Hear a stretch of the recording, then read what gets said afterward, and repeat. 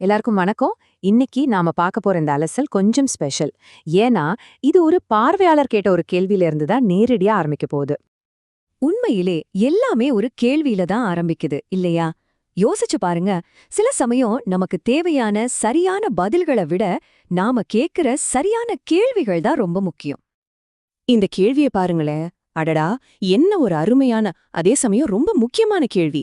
Insurance மாதிரி கொஞ்சம் காம்ப்ளெக்ஸான விஷயங்களை புரிஞ்சுக்க முயற்சி பண்ற நம்ம எல்லாருக்குமே இந்த கேள்வி ரொம்ப கனெக்ட் ஆகும், சரிதானே? சரி, ஒரு விஷயம். இப்போதைக்கு என்கிட்ட பீமா சத்தி பாலிசி பத்தின ஸ்பெசிபிக் டீடைல்ஸ் இல்ல. ஆனா அதுக்காக கவலைப்பட வேண்டாம். நாம இதை விட ஒரு சூப்பரான விஷயம் பண்ண போறோம். அதாவது இந்த கேள்வியையே ஒரு கேஸ் ஸ்டடி மாதிரி எடுத்துக்கிட்டு அதை உடைச்சு எந்த ஒரு சிக்கலான விஷயத்தையும் நாம எப்படி ஈஸியா புரிஞ்சுக்கலான்னு ஒரு பவர்ஃபுல் டூலை உருவாக்க போறோம். ரெடியா? ஓகே, வாங்க ஆரம்பிக்கலாம். முதல்ல இந்த கோரிக்கைய கொஞ்சம் ஆழமா அனலைஸ் பண்ணி பாப்போம். இதுல நம்ம உண்மையா என்ன கேக்குறோம்? அடேங்கப்பா, இந்த ஒரே வரியில எவ்வளவு தெளிவு பாத்தீங்களா? முதல்ல டாபிக் என்ன? பீமா சதி இன்சூரன்ஸ். ரொம்ப கிளியர். அடுத்து என்ன ஃபார்மேட்ல வேணும்? சும்மா ஒரு கட்டுரை மாதிரி இல்ல, அடிக்கடி கேட்கப்படும் கேள்விகள், அதாவது FAQ வடிவம். அப்புறம் மொழி, அதுவும் ஸ்பெசிஃபிக்கா தமிழ்ல வேணும். கடைசியா இலக்கு என்ன? ஏதோ ஒரு விளக்கம் இல்ல, சிறந்த விளக்கம் வேணும்னு கேட்டிருக்காங்க. இந்த மாதிரி ஒரு கேள்வி கேட்கும்போதே பாதி பதில் அங்கே கிடைச்ச மாதிரி தான். இந்த FAQ, அதாவது அடிக்கடி கேட்கப்படும் கேள்விகள் ஃபார்மேட் ஏன் இவ்ளோ பவர்ஃபுல் தெரியுமா? குறிப்பா இன்சூரன்ஸ் மாதிரி விஷயங்களுக்கு. ஏன்னா இது தேவையில்லாத வளவளன்னு இல்லாம எல்லாருக்கும் பொதுவா வரக்கூடிய சந்தேகங்களுக்கு டக்கு டக்குன்னு நேரடியா பதில் சொல்லிடும். ரொம்ப சிம்பிள். அப்போ இப்போ நம்ம முன்னாடி இருக்கிற கேள்வி என்னன்னா, சரி, எந்த இன்சூரன்ஸ் பாலிசியா வேணாலும் இருக்கட்டும், அதுக்கு ஒரு பக்காவான FAQ லிஸ்ட் தயாரிக்கணும்னா அதுல என்னென்ன கேள்விகள் கண்டிப்பா இருக்கணும்? வாங்க நாமளே அந்த லிஸ்ட்டை இப்போ தயார் பண்ணுவோம்.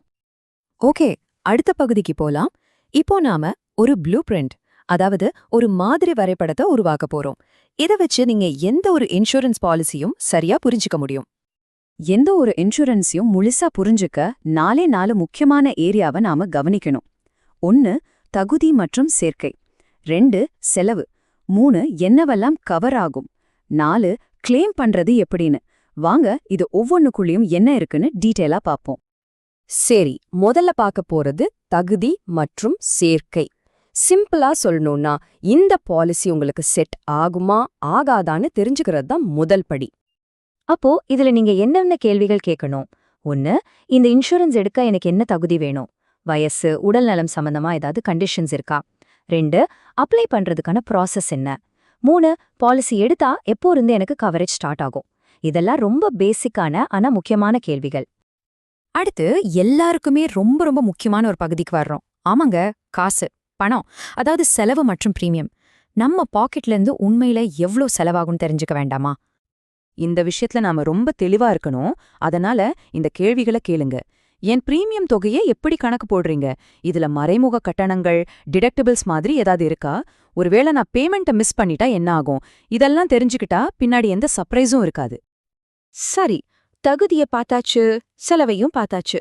அடுத்து என்ன? நாம கட்டுற பணத்துக்கு நமக்கு என்ன பாதுகாப்பு கிடைக்கும்? அதாவது கவரேஜ் மற்றும் பலன்கள். இதுல நீங்க கவனிக்க வேண்டியது என்னென்ன விஷயங்கள்லாம் கவர் ஆகும், அதாவது என்னென்ன சூழ்நிலைகளுக்கு பாதுகாப்பு கிடைக்கும்னு கேட்கணும். அதே மாதிரி ரொம்ப ரொம்ப முக்கியமா முக்கிய விலக்குகள் என்னன்னு கேட்கணும். அதாவது எதுக்கெல்லாம் கவரேஜ் கிடைக்காது. அப்பதான் நமக்கு ஒரு முழுமையான கிளாரிட்டி கிடைக்கும். இப்போ நம்ம பார்க்க போறதுதான் ஒரு இன்சூரன்ஸோட உண்மையான டெஸ்ட். அதுதான் கிளைம் செயல்முறை. அதாவது எல்லாத்தையும் விட்டு தள்ளுங்க, நமக்கு ஒரு தேவைன்னு வரும்போது இந்த பாலிசியை நம்ம எப்படி பயன்படுத்த போறோம்? இந்த விஷயத்துல நீங்க ஸ்டெப் பை ஸ்டெப்பா கேட்கணும். கிளைம் ஃபைல் பண்றதுக்கு என்ன ப்ரொசீஜர், என்னென்ன டாக்குமெண்ட்ஸ்லாம் தேவைப்படும், முக்கியமா கிளைம் பண்ணனா பணம் நம்ம கைக்கு வரதுக்கு சராசரியா எவ்ளோ நாள் ஆகும்? இந்த கேள்விகள் தான் ஒரு பாலிசியோட தரத்தை நிர்ணயிக்கும். சூப்பர்!